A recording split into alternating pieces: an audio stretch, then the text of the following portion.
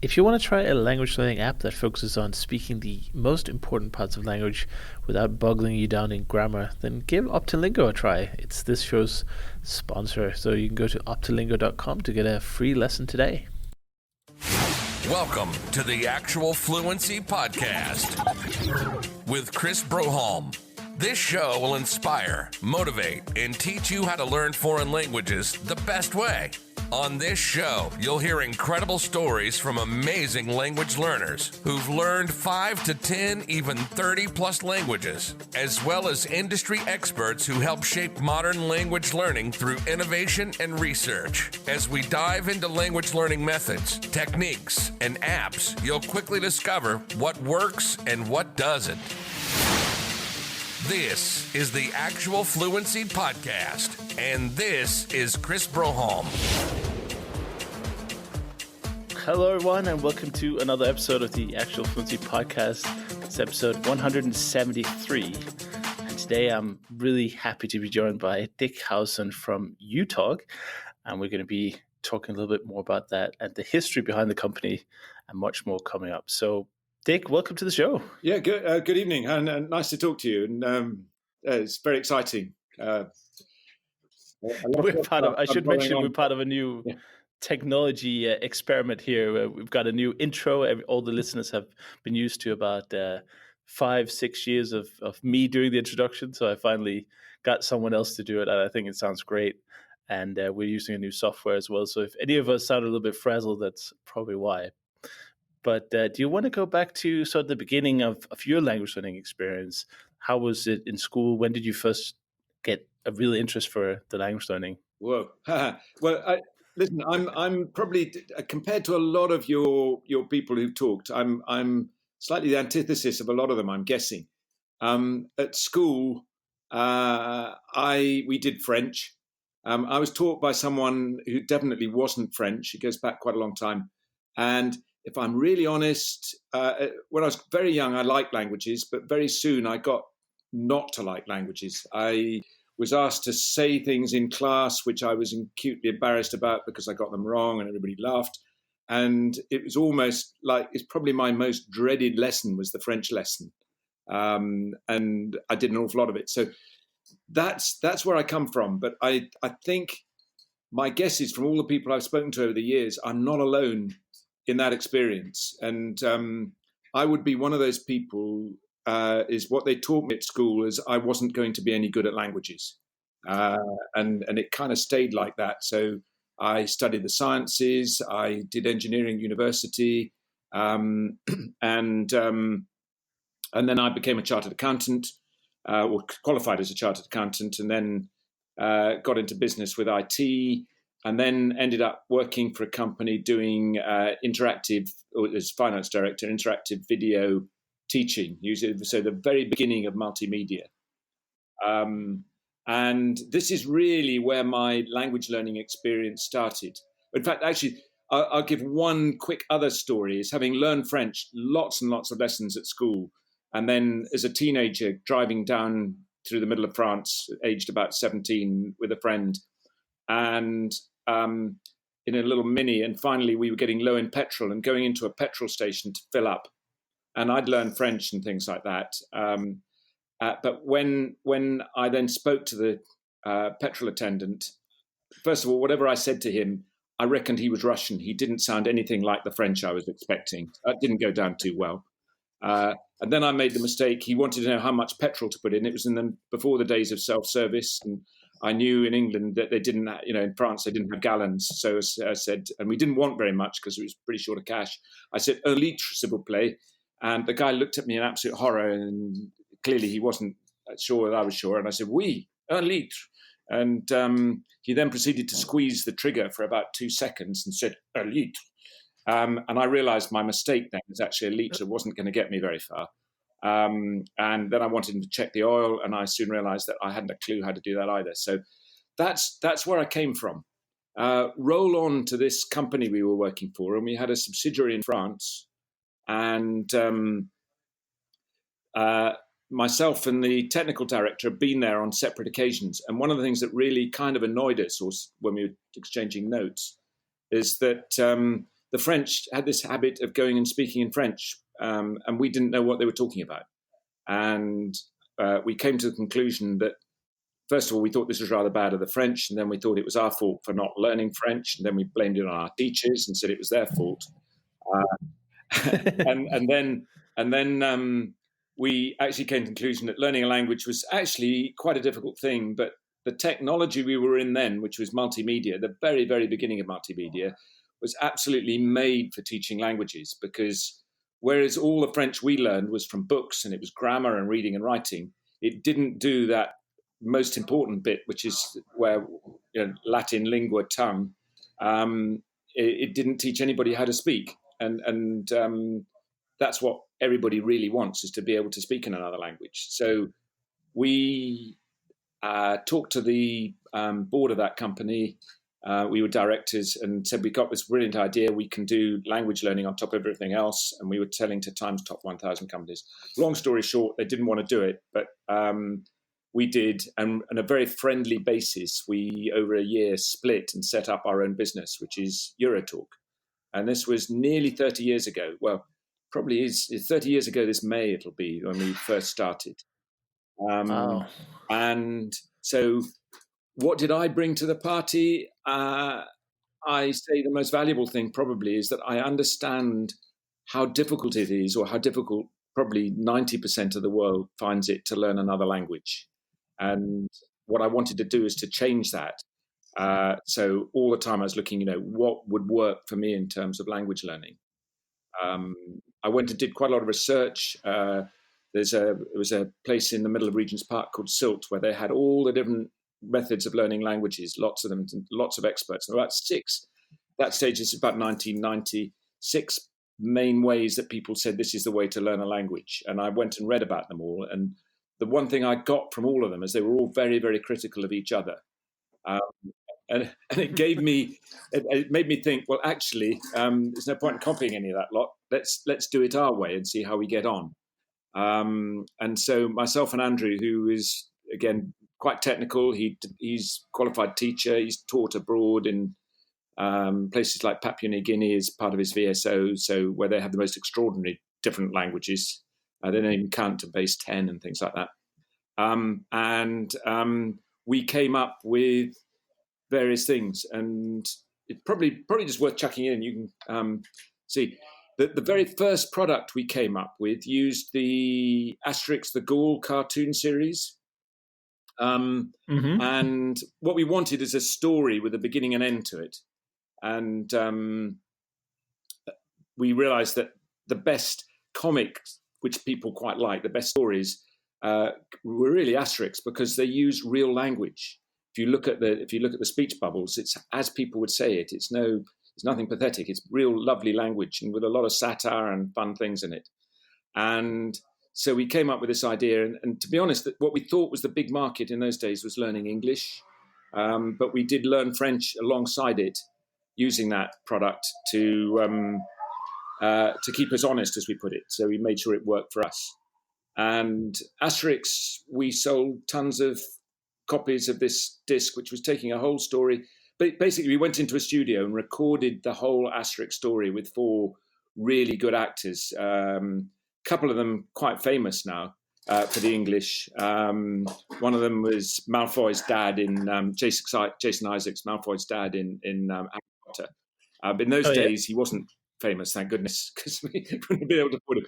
But these guys had the most brilliant range of accents, and we got it with all the other languages as well. So we did Asterix in about 6 languages in the end, including Latin. But the whole idea is it sounded like real language. There's 40 different characters roughly in an Asterix story, and they had to put on good, authentic voices for all of these, which top voice artists can do incredibly well. So we did that product. We sold loads and loads of Asterix discs. It was a real labor of love. We thought they were beginners discs, but the reality is if we look back on it now, Asterix was quite advanced in terms of, if a beginner started with it, it's quite tough to get going. The message we got from that was that there was the story, which you could listen from beginning to end, and it's just like watching a film with a slow frame rate. But it worked really, really brilliantly. But we also added a little game, And what we discovered from researching the users is that the thing they did more than anything else is played. Well, it was quizzes rather than games.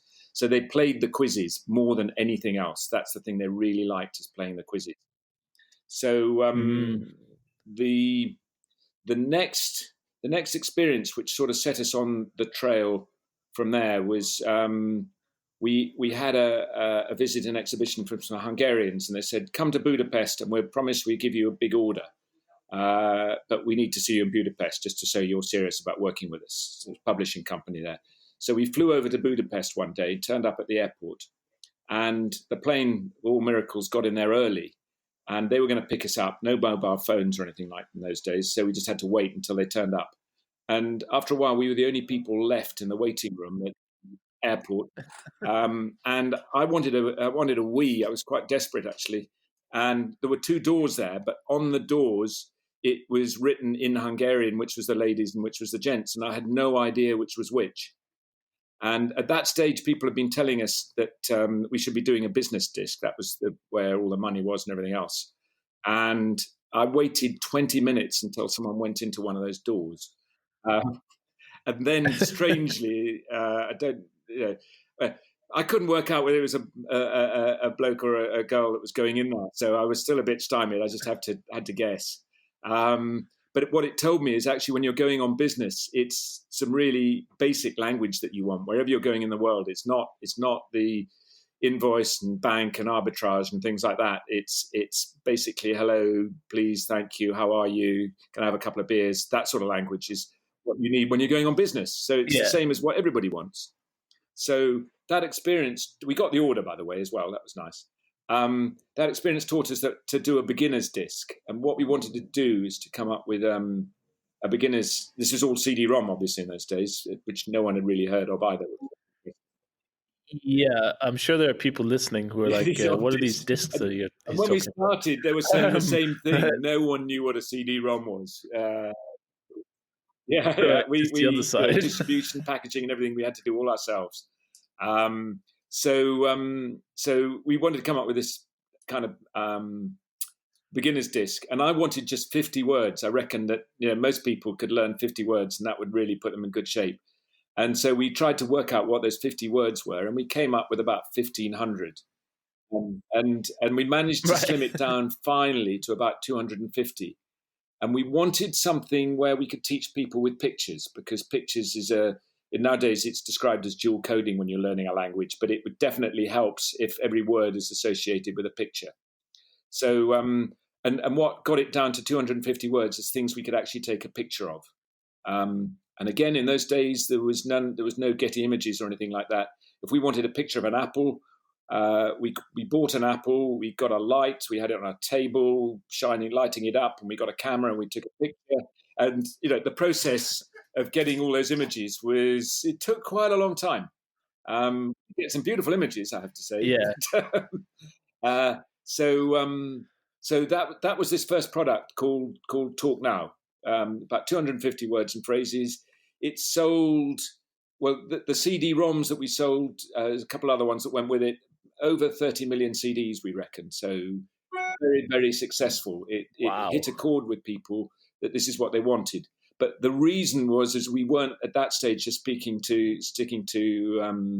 English and French. By then, Asterix had gone to, as I said, to 6 languages. We decided to do all the European languages, and then we thought, well, if we're going to do that, people are going to be very upset if we don't do Russian, we don't do Japanese, we don't do Chinese. And so it went on. And before we knew what, there was about 40 languages. And I promised Andrew we'd never go over 50. And then we went to 100. And then eventually we talk now, it's somewhere around about 160 languages. But that was the sort of request that people wanted. So that's it's been a very, very exciting journey, and the feedback we've got from people has been great. And that, as I said, it's sold very, very well as a CD-ROM. But there's a lot of people listening now. What the heck's a CD-ROM? And yeah, we're going to talk a lot more about uTalk today. Of course, is now in a modern app format. But before then, maybe it's worth just painting the picture a little bit of what the language learning market, or the kind of, what did it look like back in the 90s? Because obviously the polyglot movement, as it were, this group of people who were banding together and creating conferences and recording YouTube videos of themselves speaking 15, 20 languages, didn't really start until, the first conference was in 2013. So there's a long time there where even, pre-broadband, I guess, where the languages were always kind of in demand, because there was always travel and business across cultures, and interpreting has been around much longer than that. But how did the kind of products and materials, and what was it like back then? Well, I was going to say, when you were getting into it, someone said to us when we got this, our big breakthrough, by the way, was in Japan. The Japanese bought Asterix in vast quantities, which was lovely, and that's what got us our Queen's Award for export. But that was with Asterix. But when we then decided to go and sell in America, people said, but the Americans don't want to. First of all, we had to do Spanish, but the Americans don't learn languages. When we talk to people, Americans, they don't go on holiday outside America. There's no interest at all, and so on. So we weren't supposedly going to sell anything in America. We did. But to be honest, it was minuscule in those days. There was the sort of people that had popped up. Well, I suppose one of the best things that ever happened to us probably was Rosetta Stone, who spent an awful lot on marketing and telling people in America that they needed to learn a language. And we sold a lot on. Thank you, Rosetta Stone. If anybody from there is listening, we sold on a lot of on the back of their marketing and alerting people, particularly in America, to the fact that they actually should learn languages. So, but at the time, the general consensus for most people is, and I say for most people, it doesn't matter where they come from, is that learning languages was difficult, wasn't for them, and not going to happen. And quite reasonably so, because the only way people really had to learn a language was in the written form, grammar books and things like that. There was Linguaphone with their 45 and even before that 78 records and things that people could learn from. I mean, there wasn't much else. And of course, okay, there were cassettes and things, but it really wasn't a very good way of learning a language. So I would say the polyglot movement is definitely benefited from things being online. From our point of view, we had, I was going to say, selling CDs is great, but there's a huge amount of logistics and problems. If we make a mistake on any CD, which occasionally happened, you've got those CDs have been distributed all over the place. I should just add in that what we did very carefully with everything that we made is, Chris, hang on just a second. There's a lot of noise going on in the background. Is it coming through on you or not? Yeah, it is. I'm just going to turn the computer the other way, but it might work. Can you wave at Franco and say be a bit quieter? So we've got a problem with our phone system at the moment in the office. So it's a bit of cutting. We may be all right. Right.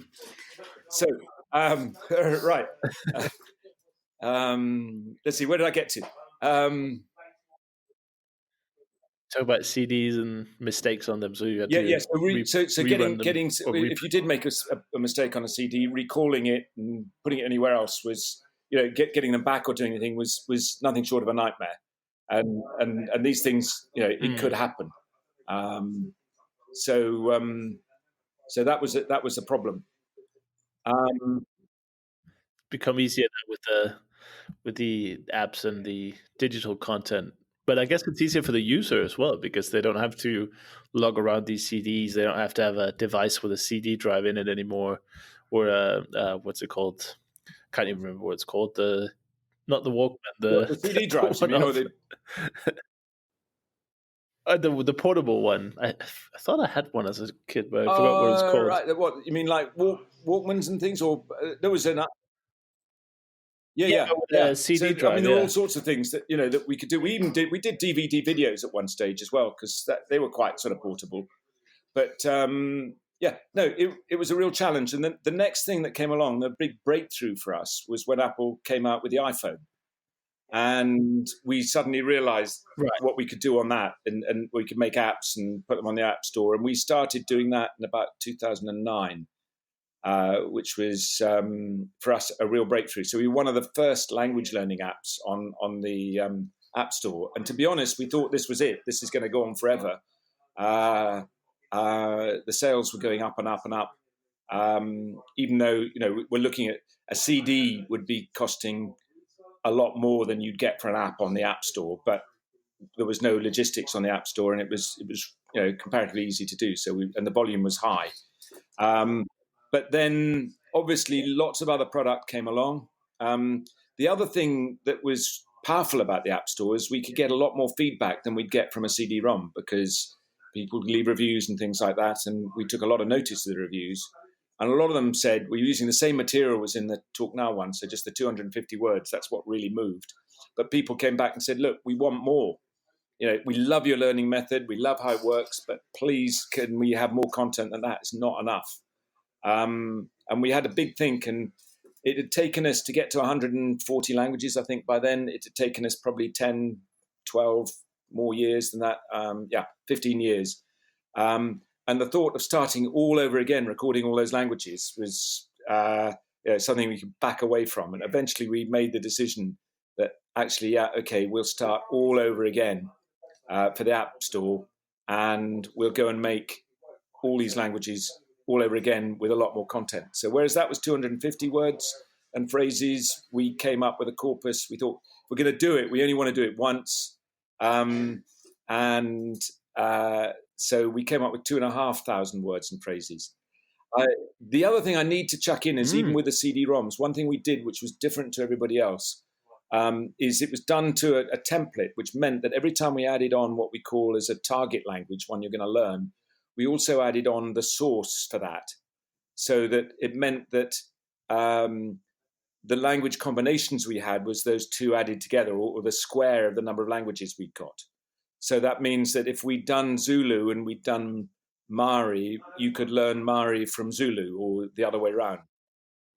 So, it meant if you multiply 150 by 150, you come up with more than 20,000 combinations. And the same thing applied on a CD-ROM. A CD-ROM, when you plugged it into your computer, it would look at the language of the computer and it would teach you from that language, which you could still override. But people were really, really surprised at that. But that was a really important part of it, is it had to cross over both ways. And in the design of the whole thing, we had to plan for the fact that, we were going to do lots of languages, and whatever it was going to have to work between languages, which required it took us about 3 years to come up with a corpus, or probably 2 years to come up with a corpus and another year to come up with all the pictures for 2,500 words and phrases. Coming up with a picture for a phrase, we get an odd bit of stick from people who says it's not a very good picture, but if they knew the work that went into those pictures, if they knew how many we rejected, we had 2 people making them and 4 people checking them, and the 4 people, if any one of the 4 rejected one, then the graphics guys had to go and do it again. There was no questions asked about it. So getting that all set up was considered, it was really, really important. Getting, again, when you do the translation, it's there's the English, that's what you're going to learn if you're learning English, but then we need a second English, which is what people are going to translate from, which could very often be different, because the English that we record is how people say it, but when it's what people translate from, it's the meaning that's got to be translated from into the other language. So actually, that was another whole thing, and we had to do a lot of notes to translators to say, look, right, this is what we're trying to get across here in this phrase, this is the meaning we're trying to get across. So, but it all had to be set up right at the beginning, and the goal was then to get to a stage where we could get over 100 languages in under 2 years is what we hoped. And we had a fantastic person working on the languages who managed to crack that goal. And we were recording languages, fairly flat out. Got brilliant people doing the translations. We had a new way of doing translations as well, so you don't make mistakes. So every single script has been translated twice, completely separately. And then we compare the results, and both translators are told what somebody else has said. And that's a way where you find much better than checking, of getting rid of mistakes and things like that. So it was it was a tough, really full-on process. So we're still doing it. Our goal is to keep on adding languages now. We'll come into it, but we're going to keep on adding languages. But yeah, so Fantastic. that. Tell us a little bit about what it looks like in case people haven't tried the uTalk app recently. What's you say there's 2,500 words, there's images. How did they interact to give you that learning experience? So a quick sort of talk through the app. So first of all, the objective is to get people hearing, understanding, and speaking. That's the real objective in terms of a language. And what I say to a lot of people is it's the hearing and understanding has, for the most part, got to come before you speak it. In that it's once you've tuned in with your ears, then you can start tuning in with your voice the other way around. It's not to say we don't get people trying to talk earlier on, but the key thing is you've got to understand what you're hearing. And also, you'll know this, Chris, when you speak another language. It's if you learn to speak before you learn to hear, then when someone says something to you, you don't actually know what to say because you don't know what they said. So it is a logical thing. So what happens is when you go into the app, and it's now an app where you can choose the language you want to learn. There's about 144 languages in there at the moment. You choose your language, you go in there, and there's a free starter section where you can do 26 words for free in every single language. And it's broken down into topics after that, which you can buy in whatever way you like. So the topics, there's 64 topics. So each topic's got somewhere around about 30 words. I haven't done my maths on that one, but say around about 30 words or phrases. And but it's word and phrases. So in any topic, it might be at the restaurant, and it might be, say the topic is at the restaurant, you'd be knife, fork, spoon, plate, but it would be, I'd like a table for two, please. Can I have the bill, please? So it'd be a mixture. It's whatever you need in those circumstances. Right.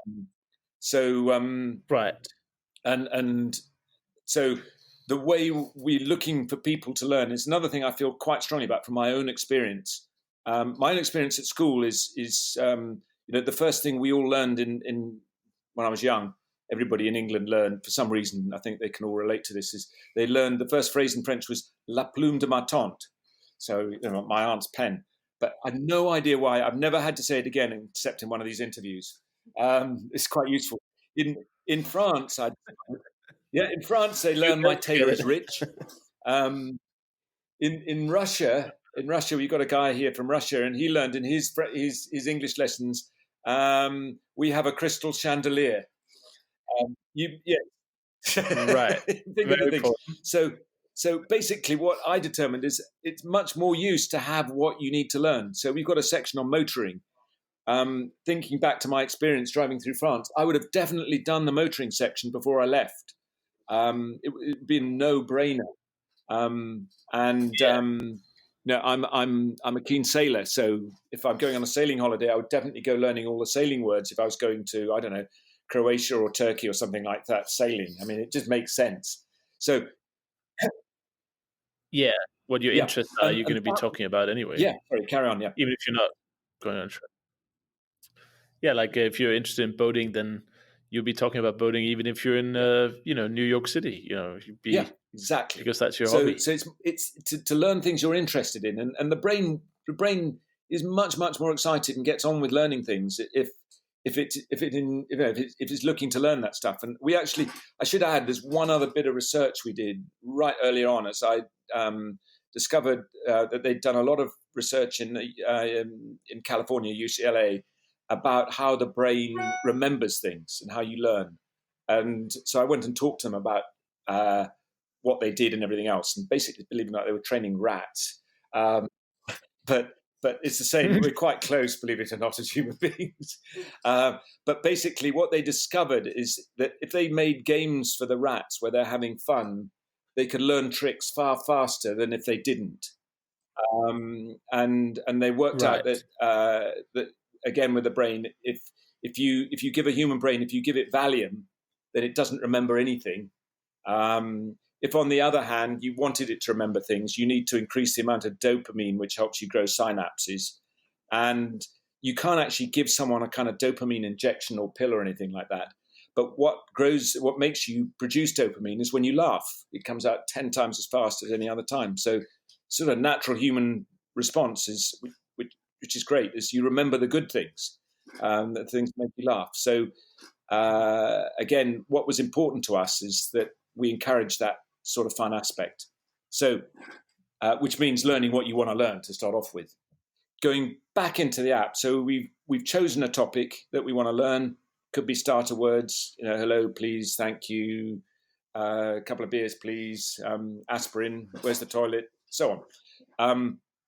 There's a practice section where you learn what all those words are. You see them you see them in the target language, you hear them in the target language, and you see written underneath as well as with the picture.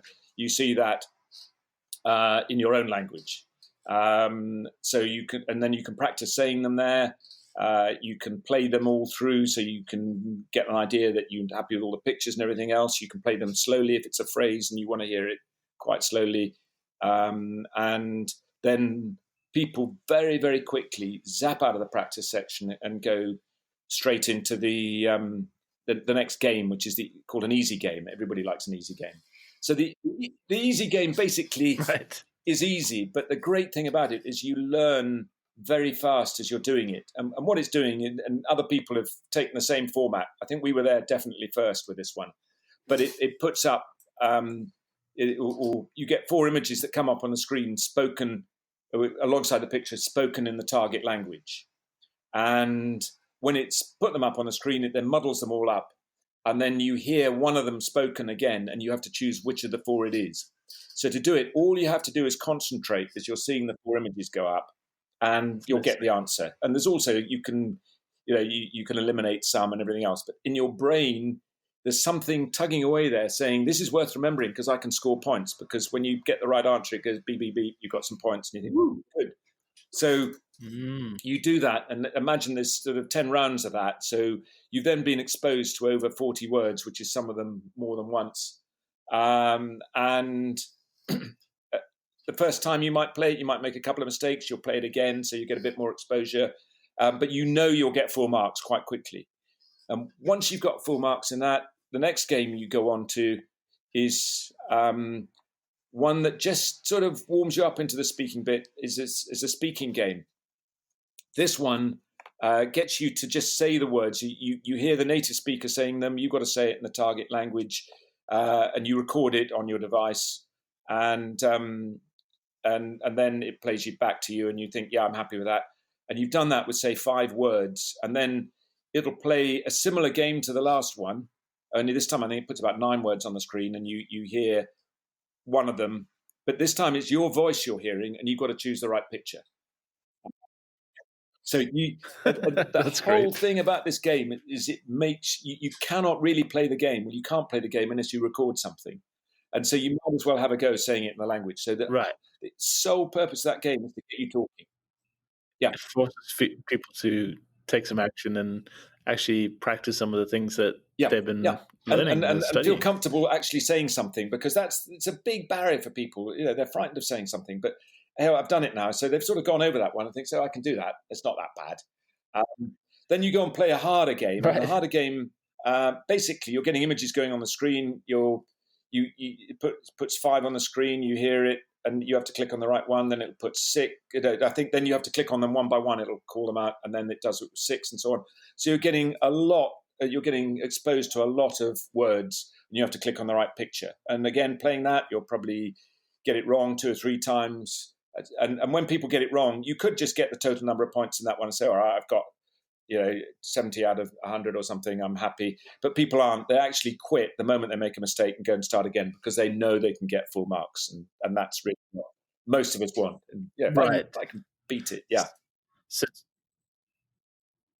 So to summarize, basically the learning success of the uTalk app is basically you got a core vocabulary of useful words and phrases handpicked for their utility and high frequency in daily use. And you've got gamification to sort of make it, to kind of trick the brain a little bit to remember more and have more motivation for actually doing the studying, which is a big problem in language learning, because It can get so sometimes it can boring. be quite Yeah. boring just to sit and study words or textbooks.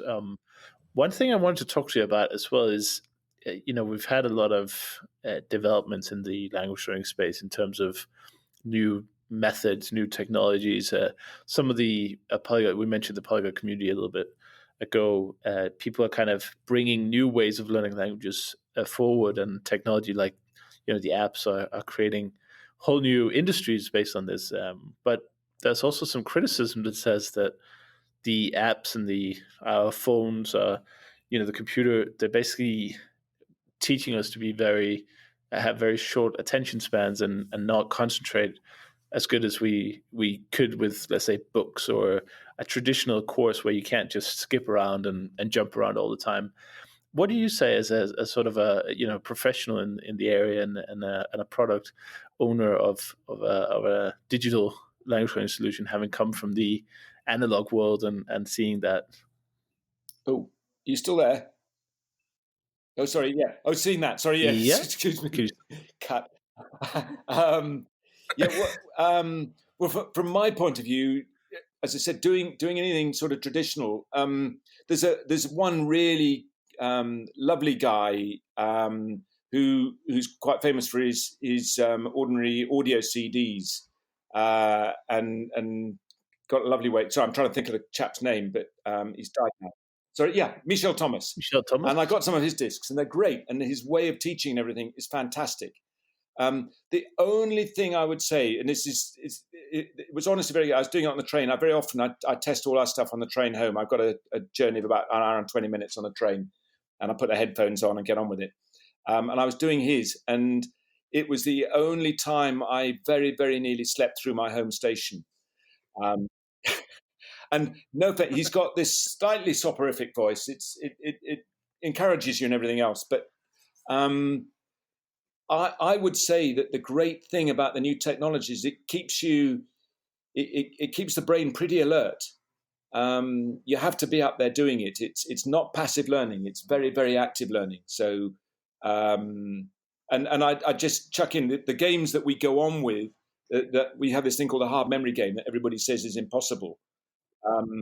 And you really have to work at it. Just warn anybody, using the app. Some people say, "Oh, it's not fair. It's just a memory game." It's a game that what we discovered with it is if you do it, you think it's impossible, which happened to us. We were doing it in Russian originally, and then we tried doing it in English, and it was dead easy. And we realized that that's what we were looking for. And the reason is that the only way you can play this game and get the full marks is if you think of the words and say the words to yourself and remember them in the language you're learning and not in your own language. The moment you try and translate in your head, everything falls out of your head, wherever the position of these things are that you're supposed to remember. But if you're doing it as I said, if you're actually thinking in the language, it works really, really well. So I would say that the technology has just got so many advantages, what everybody says over it. And the other one is recording your own voice. There's the other thing we don't believe, by the way, in voice recognition. It's great. Siri is fantastic. The similar thing on Android, but it's doing its best to understand what you're saying, however badly you say it. And in language learning, the algorithm is different. It's not there. Yeah. So you can be told by people's voice recognition systems that you got it right when you know perfectly well you said completely the wrong word. And similarly, the other way around, you reckon you got it right and it's told you off and you haven't scored the point. Yeah. Well, it just tries to match the wavelength as far as I know. So as long as you say it in the same kind of tone, then the word itself is so we use your own voice. We reckon that actually if you hear the native speaker, you hear what you said, you can judge it yourself and you give yourself a tick or a cross. And okay, you can cheat, but if you're trying to learn, that's not what you want to do. So again, that bit, right. But that ability to be able to record your voice, to be told you've got to say this in the other language, and it chooses things at random, and you've got to be able to say it, and then you hear the native speaker and you say, "Oh, I got it right, got it wrong." It may be in French and you got the gender wrong or something. It's up to you how you mark it. And again, very, very motivating. It wasn't possible before we had multimedia. It just could not be done. So it's got, in my mind, if if you want to read about grammar, and if you want to do reading and writing, then there's some fantastic books, fantastic grammar books. You can learn lots that way. But my answer to everybody is go and pick up a chunk of vocabulary that you can use off the cuff anytime you like. Even if you're not putting it together very well, people know what you want to say, and they'll always help. Anybody who tries in a language, people will help you. And that's how we all learned as children. Yeah, and I think the big win is also not to be underestimated, that you actually make some progress, you actually learn things, even if you're not speaking, hour-long conversations, you're getting that sense of having achieved something, which is what most people are deprived of from their language learning school days, when, like you were mentioning, that had French for a while but still couldn't order a liter of petrol at the station. So I think that's important and definitely not to be underestimated.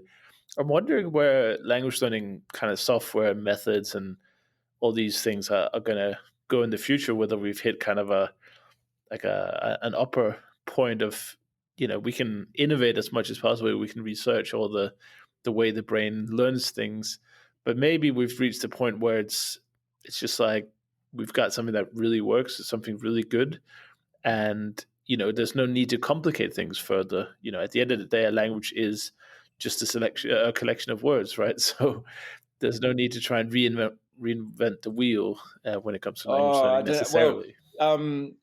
We've got lots and lots of things planned for the future. I mean, we need to sell a few more to do all the things we want to do, but I think there are very exciting things with uTalk. One thing I would say is we don't promise to make people fluent. I'd say if you want to get fluent, the best thing you can do is go and live in the country. But what we do is give you a really good start and a really good basis. But there are, I think, with language learning software, there are lots of fantastic things I would love to be adding in there. And we'd do it. It may come from different things. It may come from blogs on language learning. I love things on the etymology of language, where words come from in different languages and different expressions and things like that. And I think that's where the culture starts to get quite exciting. And if I could get, as time goes on, if we could get things like that coming in. I mean, to give you sort of examples of things I'm talking about, which I'd love to show. In England, we have an expression like father, like son. In Chinese, the expression is tigers don't have puppies, which I love. And there's quite a lot of Far Eastern languages, I think, use the same thing. In England, we have an expression like, if you give someone a flea in their ear, it means a child, basically, you've told him off. So his ear's buzzing, probably because he's had a smack in the ear. In French, un pouce dans l'oreille means a child is bright. He's got something going on in his head. And, you think like you put a finger to someone's ear and twiddle your finger around and say, there's something good going on in there. So completely different.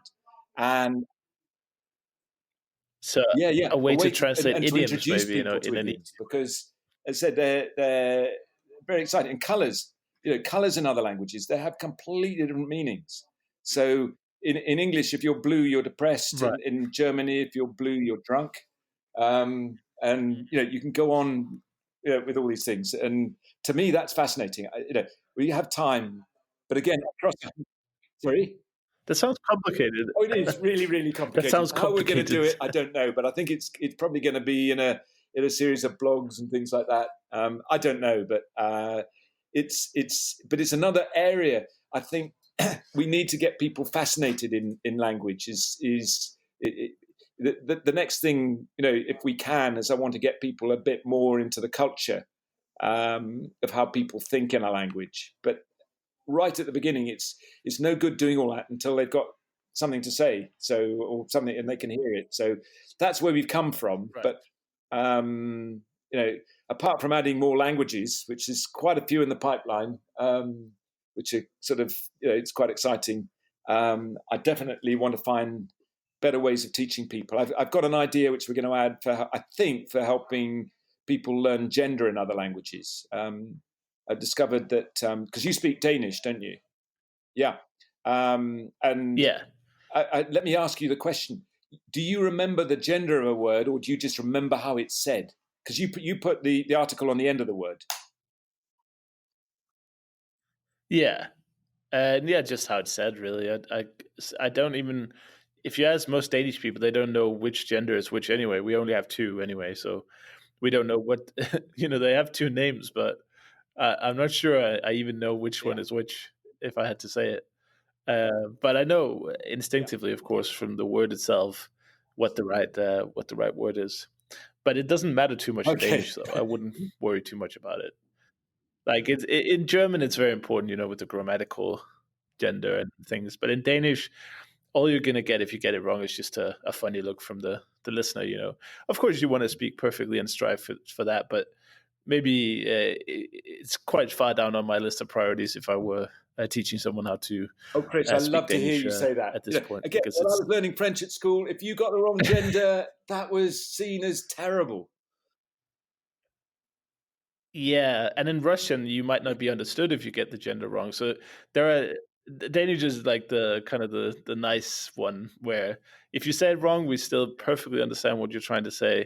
It's just you might get a funny look for But then again, there are words where we don't agree on the gender, and then there are loan words which have both. For instance, the English word for event has been added to the Danish language quite recently because there wasn't really a good equivalent. And some people say "ein event," some people say "it event." So it's like if the native speakers can't agree, then I can't expect any non-native speaker to know the right answer. So for any Danish learners out there, definitely don't fret about the gender. If you learn German, though, you should probably pay attention to it. And if you're learning Russian or other languages from that side of the world, then it's absolutely critical because it has all the meaning. 100% flexible word order in Russian, for instance. So you definitely, and in German, I think it has it as well, although they seem to follow a convention usually, whereas Russian tends to stack the most important things first. But Danish has a fixed word order, so no matter what ending you use, we understand it. But no, it's so that for the future, it's interesting. But again, as you gather by the templated format we've got, we are restricted as things stand as how much we can do. It's more important to us that when we add a new language, we're adding that source language as well.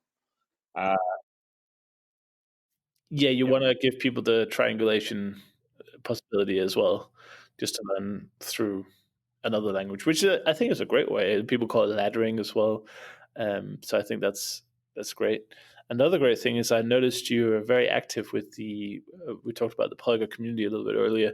I noticed you were very active in the events as well. So do you want to share a little bit, what was the first event you went to as uTalk and why, how come you go to these events and even sponsor them? I saw you sponsored the Langfest here in August. So in Montreal. I think it was Nat that got me onto it, but the first one that I went to is I have to call the things the right way around. It was the Polyglot Conference in Slovakia.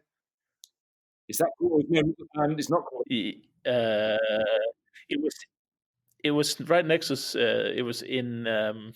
What was it? No. The one that was in Slovakia. The Gathering. That's the one I want. Sorry, excuse me for getting the names wrong. Yeah. It's the Gathering. Not the conference. The Gathering.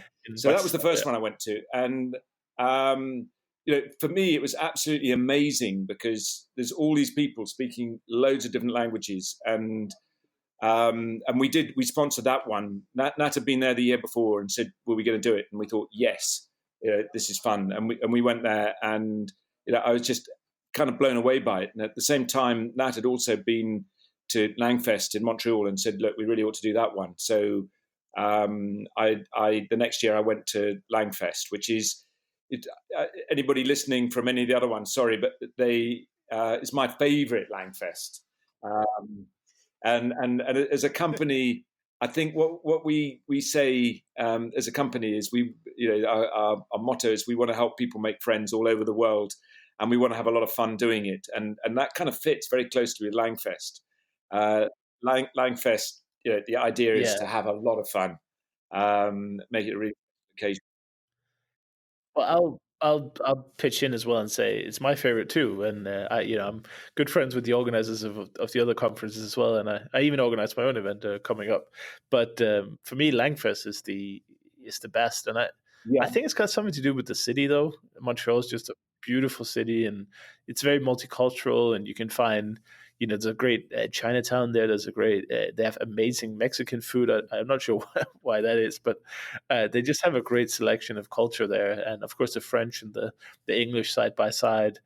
It's just a perfect kind of stage for a yeah. multilingual, No, multicultural it is. meetup. So as you can say, that one is a sort of permanent one on our agenda, I think. And I definitely want to go back there. Yeah, That's they're in going to Mexico. Mexico this year, isn't it?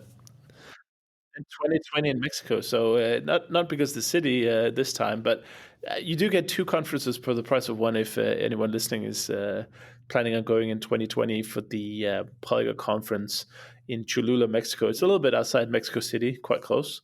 And Langfest are doing the social events around that. So they're going to be actually in the same time, same week in October 2020. So if you're listening to this before that, then definitely consider going. I've booked my ticket, and I think it's going to be possibly the best event, the biggest and best event so far. We'll see how many can make the trip, of course. But having both in the same place, one social and one for the program, Polyglot Conference does that very well with their speakers and their agendas. Usually they have a great program. And then you have the Langfest for the social side of things. I think it's going to be amazing for anyone listening. Of course, we're looking forward to. I'm going to go to the cruise as well, Polyglot Cruise in April, and hopefully we'll see a lot of listeners there Chris, as well. I think That's the going to be Polyglot good fun. Cruise sounds the most brilliant idea. I would be there. I would be there. But for the fact that I'm going to, I'm really sad, but I've got to go to Hawaii at the same time. Oh yeah, I feel so sorry for you. I should add, I'm a keen windsurfer, but we are actually recording Hawaii, and I'm not going for the windsurfing, but you never know because we're over there for a week. I think there's a chance I might be on Maui for a bit doing something, but that just happens to coincide. But we've got Charlotte from here who's definitely going over to help on the cruise, and as I said, our motto is to help try and make these things as much fun as possible,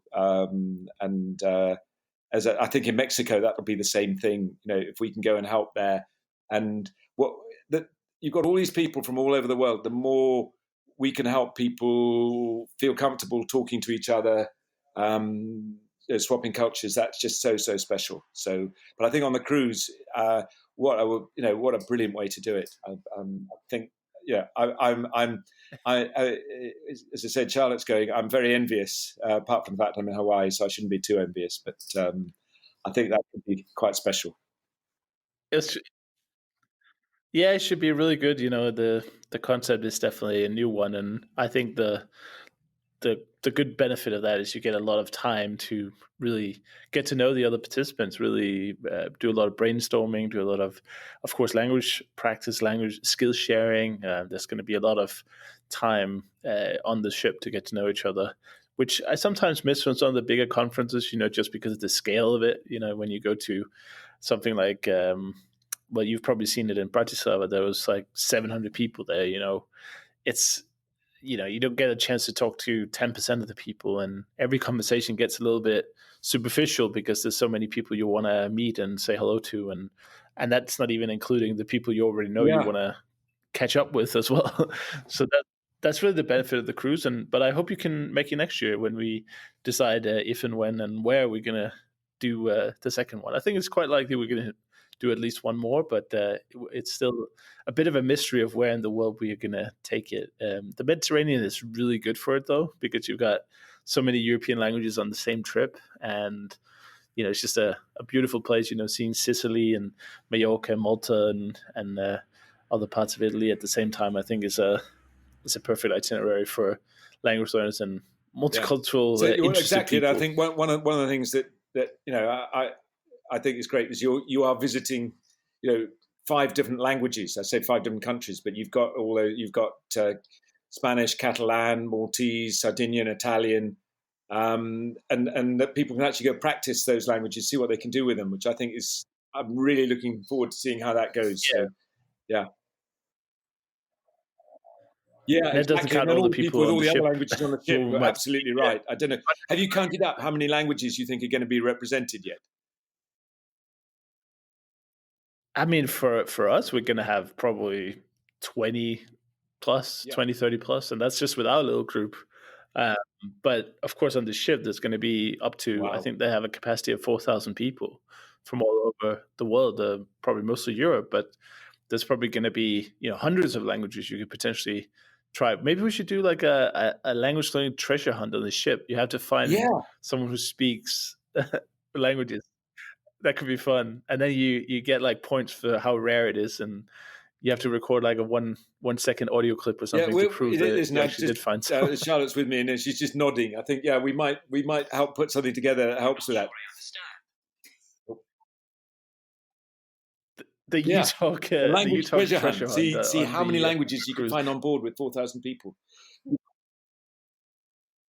I think that sounds amazing. That's one of the benefits of doing an event like that. So we'll see. And like I said, hopefully you can make it to the next one, and we can bring the whole team. We'll do a team building work holiday week. If we sold enough apps by then, we'll bring the whole team. So please put out a good word for us.